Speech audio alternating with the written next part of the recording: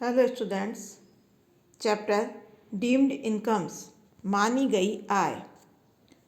इसमें हमारा टॉपिक है income of other persons included in the assessee's total income.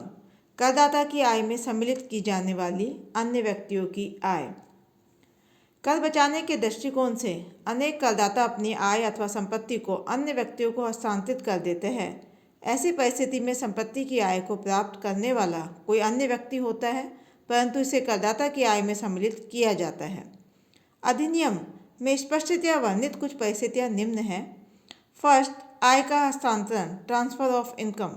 यदि कोई व्यक्ति अपनी किसी संपत्ति की आय का तो हस्तांतरण कर देता है, ट्रांसफर कर देता है, परंतु संपत्ति का हस्तांतरण नहीं करता है, तो ऐसी दशा में हस्तांतरित संपत्ति की आय हस्तांतरणकर्ता की आय ही मानी जाएगी। सेकंड, संपत्तियों का खंडनीय हस्तांतरण, रिवोकेबल ट्रांसफर ऑफ असेट्स। किसी व्यक्ति को संपत्तियों के खंडनीय हस्तांतरण से प्राप्त होने वाली आय उस हस्तांतरणकर्ता की आय मानी जाएगी और उसकी कुल आय में शामिल की जाएगी। थर्ड, जीवन साथी की आय, इनकम ऑफ स्पाउसेस। जहाँ पर जीवन साथी से तात्पर्य पुरुष करदाता के लिए उसकी पत्नी एवं स्त्री के लिए उसके पति से है।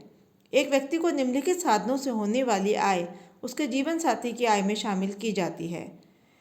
ए, ऐसे करदाता के जीवन साथी को वेतन, कमीशन, फीस अथवा अन्य किसी प्रकार का पारिश्रमिक जो किसी ऐसी संस्था से प्राप्त किया गया हो जिसमें ऐसे करदाता का पर्याप्त हित हो, चाहे यह पारिश्रमिक मुद्रा में प्राप्त किया गया हो अथवा किसी वस्तु के रूप में प्राप्त किया गया हो।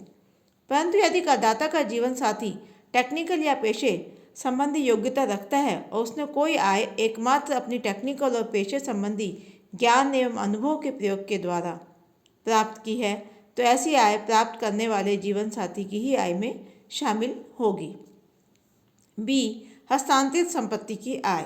यदि किसी व्यक्ति ने अपनी संपत्ति प्रत्यक्ष या अप्रत्यक्ष रूप से अपने जीवन साथी को हस्तांतरित, ट्रांसफर कर दी हो, तो इस संपत्ति की आय हस्तांतरणकर्ता की आय में ही जोड़ी जाएगी। निम्न परिस्थितियों में यह नियम लागू नहीं होगा। फर्स्ट कंडीशन, यदि संपत्ति का हस्तांतरण उचित प्रतिफल के बदले में हुआ हो, या सेकंड, संपत्ति का हस्तांतरण पति पत्नी के अलग अलग रहने की किसी समझौते के अंतर्गत हुआ हो। फोर्थ, पुत्र वधू की आय, इनकम ऑफ सन्स वाइफ। 1 जून 1973 को या उसके बाद यदि कोई करदाता बिना पर्याप्त प्रतिफल के अपनी पुत्र वधू को कोई संपत्ति हस्तांतरित करता है, तो ऐसी हस्तांतरित संपत्ति से प्रत्यक्ष एवं अप्रत्यक्ष रूप से पुत्र वधू को प्राप्त आय उस करदाता की आय में ही सम्मिलित की जाएगी।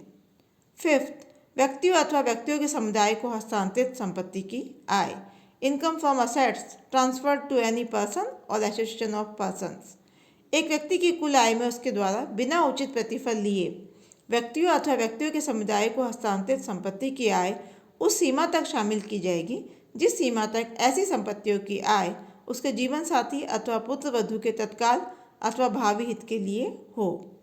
6, अवयस्क बच्चे की आय, income of minor child.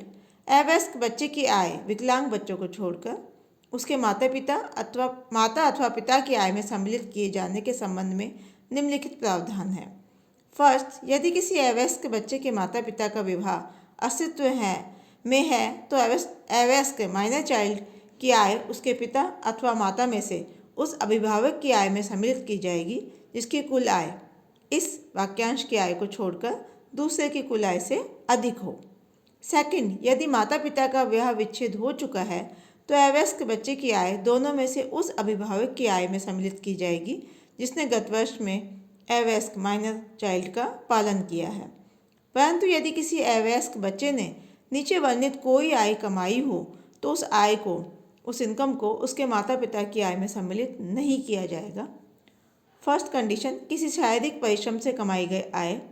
Second condition, किसी ऐसे कार्य से आय जिसमें उसने चतुराई, कुशलता, विशिष्ट ज्ञान अथवा अनुभव का प्रयोग किया हो। सेक्शन 10 सबसेक्शन 32 के तहत कटौती। यदि किसी करदाता की आय में उसके अवयस्क माइनर चाइल्ड की आय को सम्मिलित किया जाता है तो प्रत्येक बच्चे के लिए जिसकी आय जोड़ी जाती है निम्नलिखित कटौती डिडक्शन दिया जाएगा। ए, जोड़ी गई संपूर्ण राशि अथवा बी, 1500 रुपीज 1500 रुपये, दोनों में जो भी राशि कम हो। 7, हिंदू अविभाजित परिवार को हस्तांतरित संपत्ति से आय, income of assets transferred to Hindu undivided family. 31 दिसंबर 1969 के बाद यदि किसी हिंदू अविभाजित परिवार का HUF का कोई सदस्य अपनी व्यक्तिगत संपत्ति को हिंदू अविभाजित परिवार को बिना पर्याप्त प्रतिफल के हस्तांतरित ट्रांसफर कर देता है तो ऐसी संपत्ति को परिवर्तित संपत्ति माना जाएगा और ऐसी संपत्ति से उपार्जित होने वाली आय इस सदस्य की उपार्जित आय मानी जाएगी। यह था हमारा टॉपिक डीम्ड इनकम्स।